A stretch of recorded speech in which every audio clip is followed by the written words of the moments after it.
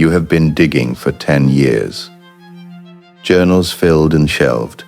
A therapist who knows your childhood better than your own mother does. 4-letter personality codes, memorized like a horoscope you check when you're scared.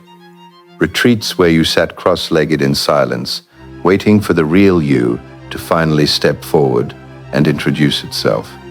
Nothing stepped forward. Nothing ever does. You call this searching, a brave, honest project, finding yourself, you say, as if the self were a coin dropped down a well and diligence alone could recover it if you just had a longer rope. But watch your own hands. They're not searching. They're digging. And a decade of digging in the same spot isn't investigation. It's a very slow, very socially acceptable way of not building anything at all. Here is the pain. Plainly, you have made a career out of the question, who am I? So that you never have to answer the harder one. What will I make of myself? Think of the friend who has done 5 years of therapy on the relationship she can't leave. Insight after insight, she can name the attachment style, the family pattern, the exact reason it happened. She has never once left the apartment. Understanding the trap in exquisite detail is not the same as walking out of it. She thinks she is searching for clarity. She is hiding from the door. Or the man who has taken the same personality test 3 times, hoping for a different number. As if a new label might finally excuse him from writing the one paragraph of his life he's actually afraid to write. Or you. Maybe you're the one with the bio that says, on a journey of self-discovery, updated every few months, always still on it, never arrived. The one who has switched careers 3 times in 5 years, each switch framed as growth, as finally getting closer to purpose, while the one unglamorous, unfinished project sits exactly where you left it, untouched since the last relaunch. New shovel, same hole, different brand name for the digging. This is the wound. Somewhere, you were told that self-knowledge comes before self-creation. Know thyself, then build thyself. So you have spent years on the first half, and quietly, gratefully, never arrived at the second, because as long as you're still figuring yourself out, nothing is required of you yet. Not the risk, not the failure, not the mask coming off in public. Look at the industry built on your digging. Every quiz, every app, every Find Your Purpose course, all of them selling you a better shovel, never once mentioning there might be nothing down there to find. Because if there's nothing down there, the whole industry closes. So it keeps you digging and calls the exhaustion the journey. You felt it, that specific tiredness that isn't physical. The tiredness of a person who has rearranged the furniture in their own head for years without once opening the front door. Ask yourself honestly, when is the last time you did something you couldn't take back? Not journaled about it, not processed it. Did it irreversibly, publicly, at risk. If you can't remember, you already know what you've been doing instead. You call the hole a mine. You call the shovel a compass. And every year you dig deeper into the same 6 feet of earth, further from daylight, further from anyone who could ask you, what have you actually built? There is a name for a man who spends his whole life preparing to become something and never becomes it. Nietzsche did not think it was a tragic figure. He thought it was a coward with excellent posture. You haven't been searching for who you are. You've been hiding from what it would cost to become it.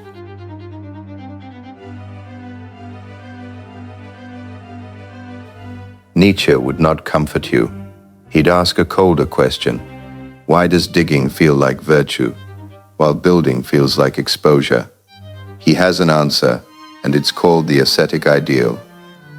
For centuries, the priest told you suffering was holy, that the examined wound turned over enough times. Turned over one more time was closer to God than any act in the world. Confess more. Analyze more, suffer more precisely. The introspection itself became the sacrament. God is dead now. You know this. Nietzsche said it over a century ago, and he wasn't celebrating. He was warning you about the hole it would leave. Look at what climbed into the empty chair. The priest still sits there. He just wears a cardigan now and calls himself your therapist, your coach, your favorite podcast host. The confession booth became the group chat where you process your feelings for the 9th time this month. Same ritual, same promise. Keep examining, and something like grace will arrive. Look at the whole self-improvement economy with fresh eyes for a second. The horoscope you check before bed. The app that assigns your indecision to a planet in retrograde. The 8-week healing journey, promising a finished self at the far end, like a finish line you'll eventually cross.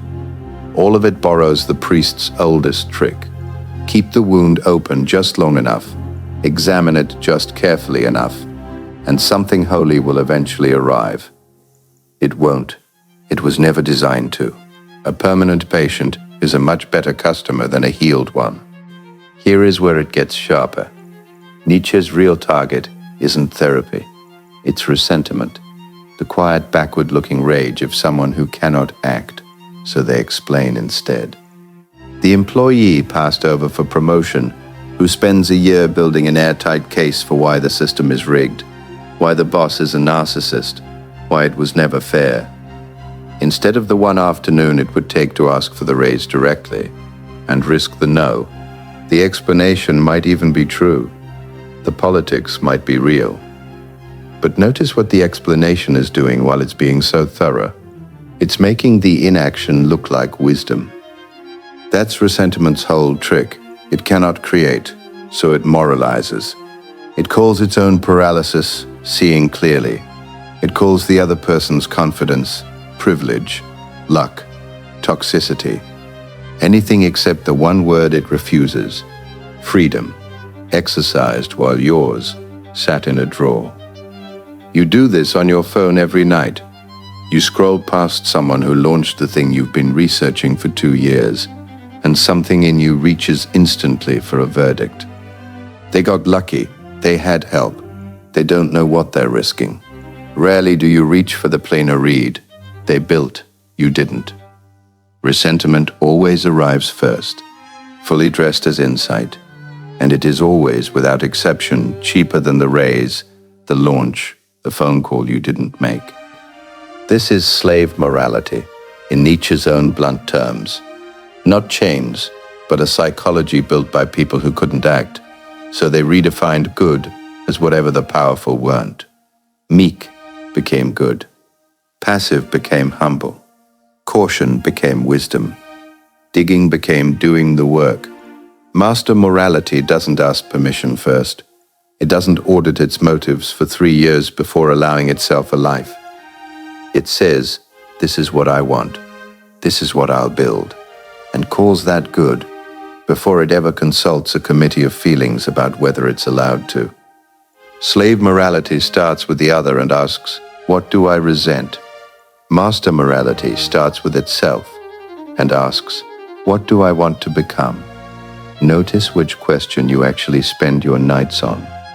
Now the deepest part, the part that will not let you look away.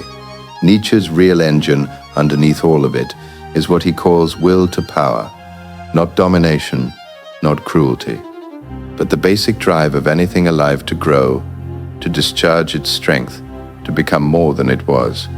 A tree doesn't deliberate about growing toward the light. It grows. Think of the writer who has read about writing for years, bought the courses, joined the workshops, annotated the craft books, and never finished a single draft. Not because she can't write a sentence, because the will to power doesn't switch off just because you refuse to use it. Unused, it still needs somewhere to go, so it diverts sideways into endless preparation and calls the diversion craft.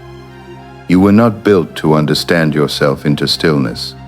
You were built to discharge something, and the version of you that keeps promising to get clear first is not being careful. It's starving something that was supposed to grow. If these words carved an echo within your void, do not turn back. The descent has just begun. Click below, subscribe, and claim your reality.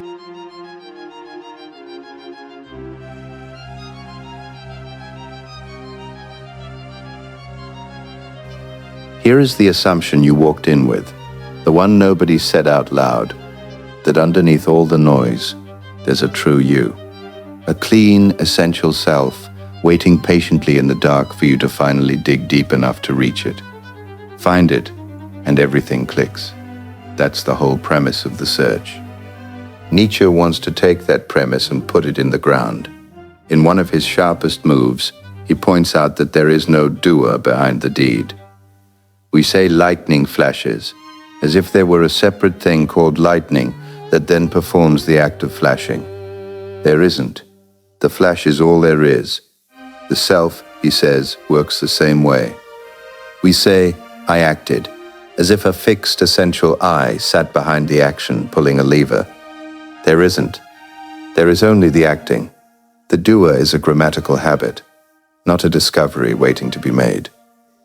He makes the same point again with an image you won't forget. The lambs and the bird of prey. The lambs say the bird is evil for snatching them, as if the bird could be separated from its swooping, as if there were a calm, neutral bird sitting somewhere behind the hunting, choosing, that could have chosen gentleness instead and simply declined to. There is no such bird. The swooping is the bird. Strength doing what strength does is not a moral failure requiring a hidden, better self behind it. It's just strength, being itself, in full. Now aim that same blade at you. You've spent a decade assuming there's a calm, neutral, real you sitting behind your habits, your fear, your endless preparation, a better self who would leap. If only it could locate itself first. There isn't. There is only what you actually do, repeated, which is research instead of build. That repetition isn't concealing your real self. Painfully, uselessly, it already is your real self. For now, not because you're broken, but because you was never anything other than the sum of your actual deeds. And you've been dispatching a very consistent deed for 10 years running. Sit with what that means for your decade of digging.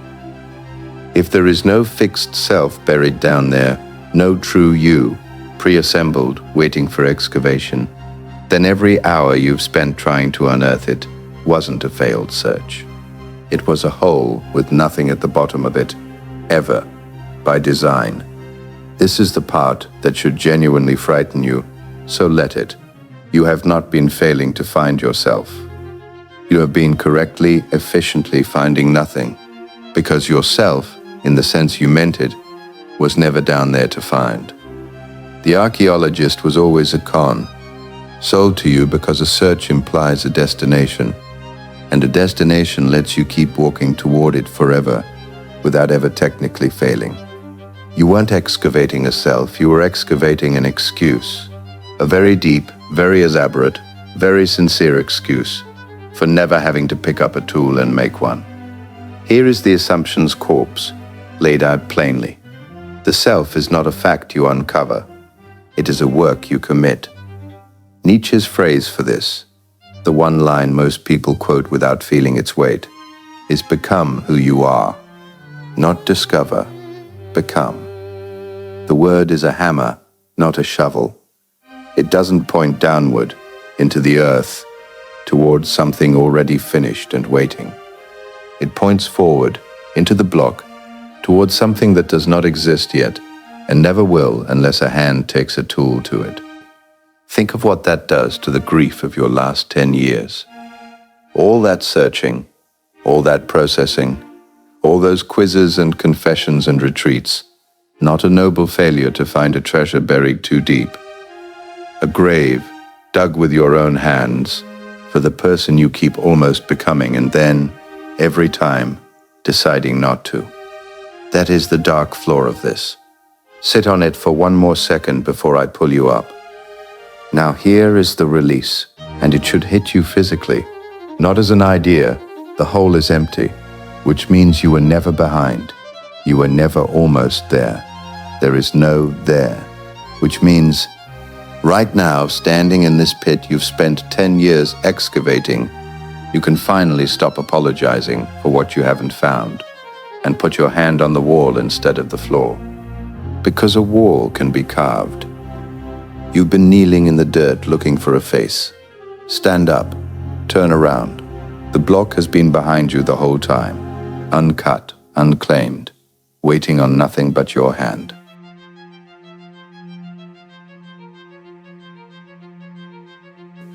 Four weapons, not comfort, not self-care. Weapons, the kind that leave a mark on your hand from use. Nietzsche never handed anyone a worksheet. He handed them a hammer and stepped back to watch what they did with it. Do the same here. Read these once. Use them today, not eventually. Weapon 1, the first cut. Here's a confession before I give you anything. Most people who watch this will feel the charge, not at the right moments, and go back to digging tomorrow morning. Because the charge felt like progress, and progress was never actually required. Only the feeling of it. So before the next 3 tools, one demand, no framework attached. Within 24 hours, do one thing you cannot take back. Send the message that ends the arrangement. Submit the application. Quit the meeting you've sat through for 2 years, pretending it serves you. Not journaled, not planned. Done. In the world, where other people can see it, and it can't be quietly deleted from a draft folder at 1 a.m. Pick something with real stakes, or this doesn't count. I decided, internally, to think about maybe starting is not a cut. A cut draws blood, or it isn't one. Nietzsche's self-overcoming isn't a mood, a realization, or a very moving journal entry. It's an event with witnesses. If nothing changed in the actual, external, other people can see it world in the last 24 hours, you are still digging, no matter how good the last 5 minutes of feeling this video gave you felt. Weapon 2, the ancestry audit. Take one belief you carry about yourself as an obvious fact. I'm not the risk-taking type. I need more clarity first. I'm just a private person. Now do genealogy on it. Nietzsche's method. Don't ask whether it's true. Truth was never the interesting question for him here. Ask instead where the belief was born and who it currently serves. Every value has a birthplace and a beneficiary, and once you find both, the value stops looking like a fact and starts looking like an inheritance. Maybe I need more clarity first was born in a house where a parent's impulsiveness caused real damage, and you swore, silently, at 9 years old, never to be that. Fine, but that vow was written by a frightened child protecting itself with the only tool a child has, extreme caution. It was never issued by the adult you are now, sitting on considerably more information and considerably more power than that child had. It was never meant to run your entire life, and yet it's still the one signing off on every decision you bring to it. Trace your rule back to its birth certificate. It's rarely yours, and once you see whose name is actually on it, it gets much harder to keep obeying. Weapon 3, the ugly ore. Amor fati, not positive thinking, the opposite of it. Positive thinking asks you to look away from the wound. Amor fati asks you to pick it up and put it to work. Take the single fact about your life you'd most like to erase. The failed business, the divorce, the diagnosis, the year you lost. Nietzsche's demand isn't that you forgive it, or move past it, or find its silver lining. It's colder and more useful than that. Use it as literal material, the way a sculptor uses the vein of rock they didn't choose and can't remove, only work with. Someone who has actually survived bankruptcy can talk about money without illusions in a way someone who hasn't never will. Someone who has actually sat with a dying parent can be present with a grieving stranger without flinching, without the polite distance most people keep. The scar isn't the obstacle to the work. In Nietzsche's ledger, it's frequently the only qualification that counts, the one credential no course can sell you. Ask, out loud, uncomfortably, what could only be built by someone who has this exact wound? And have you built it yet, or just survived it and called that enough? Weapon 4, the eternal rehearsal. Before your next decision, the small ones count more than the big ones, because you make them on autopilot. Run Nietzsche's cruelest test. Imagine a demon telling you that you will live this exact choice again, identically, forever, on an infinite loop, with no escape and no edit. Not the outcome, the choice itself, repeating, unchangeable, watched by no one but you, for eternity. Try it on the habit of saying yes to a draining favor because no feels rude. Run it through the demon, forever, identically, no escape, no different phrasing next time. Feel your stomach drop at the word forever? That drop is data. Try it too on the harder version, the risk you've been avoiding. Run forward eternally as never having tried. If that version makes you flinch worse than the failure would, you already have your answer, and it isn't the one you were about to act on. 4 tools, none of them comfortable. That was never the point of a hammer.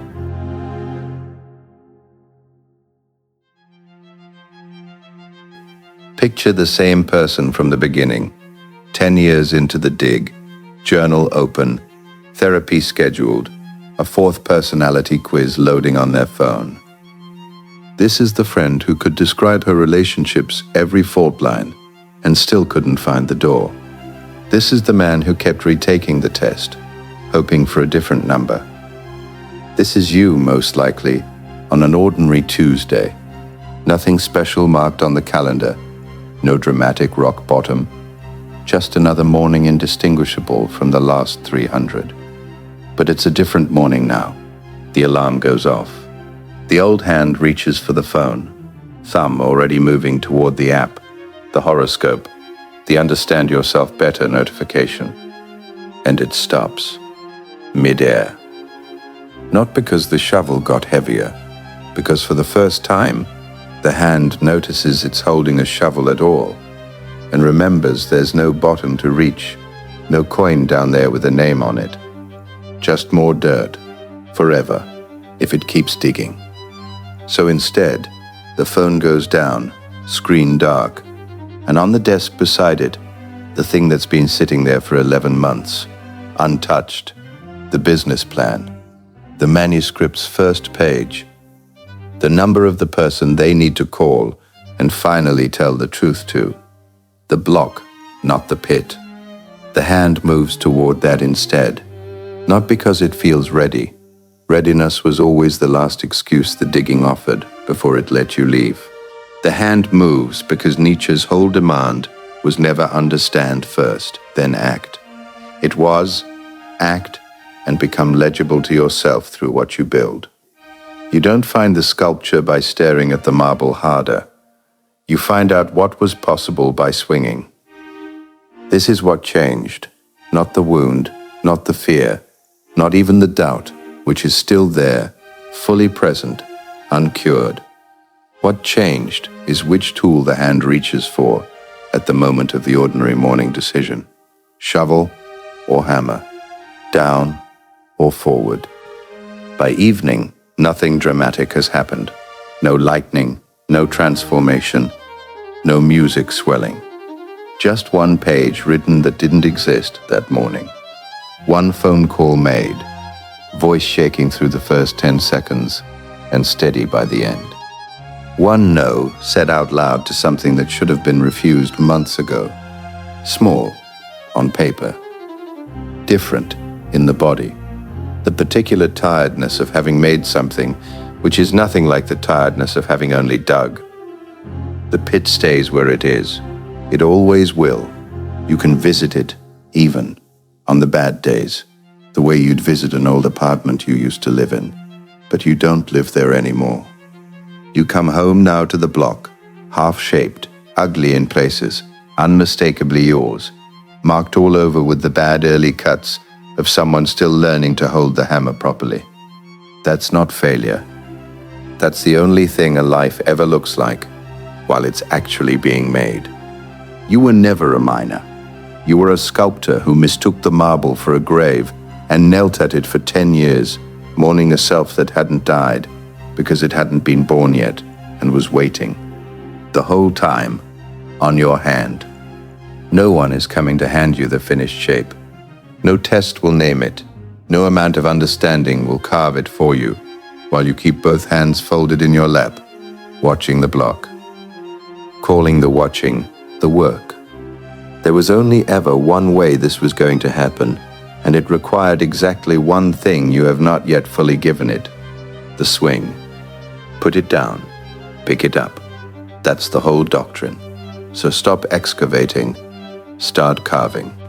Tell me, what's still sitting in your pit, and what would you build instead, starting tonight? Picture the same person from the beginning, 10 years into the dig, journal open, therapy scheduled, a fourth personality quiz loading on their phone. This is the friend who could describe her relationship's every fault line and still couldn't find the door.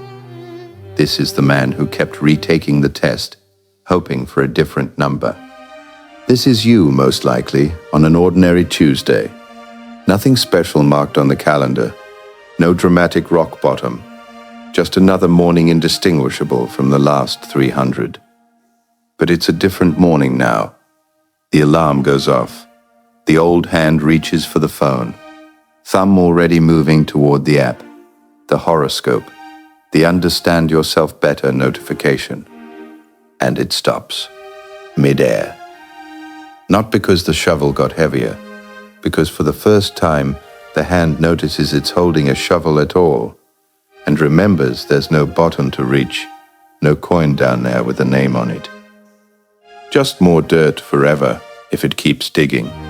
So instead, the phone goes down, screen dark, and on the desk beside it, the thing that's been sitting there for 11 months, untouched, the business plan, the manuscript's first page, the number of the person they need to call and finally tell the truth to, the block, not the pit.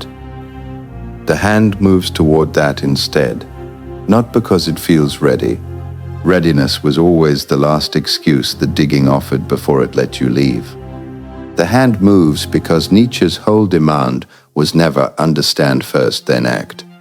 It was act and become legible to yourself through what you build. You don't find the sculpture by staring at the marble harder.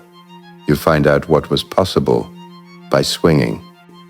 This is what changed. Not the wound, not the fear, not even the doubt, which is still there, fully present, uncured. What changed is which tool the hand reaches for at the moment of the ordinary morning decision: shovel or hammer, down or forward. By evening, nothing dramatic has happened. No lightning, no transformation, no music swelling. Just one page written that didn't exist that morning. One phone call made, voice shaking through the first 10 seconds, and steady by the end. One no said out loud to something that should have been refused months ago. Small, on paper. Different, in the body. The particular tiredness of having made something, which is nothing like the tiredness of having only dug. The pit stays where it is. It always will. You can visit it, even, on the bad days, the way you'd visit an old apartment you used to live in. But you don't live there anymore. You come home now to the block, half-shaped, ugly in places, unmistakably yours, marked all over with the bad early cuts of someone still learning to hold the hammer properly. That's not failure. That's the only thing a life ever looks like while it's actually being made. You were never a miner. You were a sculptor who mistook the marble for a grave and knelt at it for 10 years, mourning a self that hadn't died because it hadn't been born yet and was waiting the whole time on your hand. No one is coming to hand you the finished shape. No test will name it. No amount of understanding will carve it for you while you keep both hands folded in your lap, watching the block, calling the watching the work. There was only ever one way this was going to happen, and it required exactly one thing you have not yet fully given it: the swing. Put it down, pick it up. That's the whole doctrine. So stop excavating, start carving. Tell me, what's still sitting in your pit, and what would you build instead, starting tonight?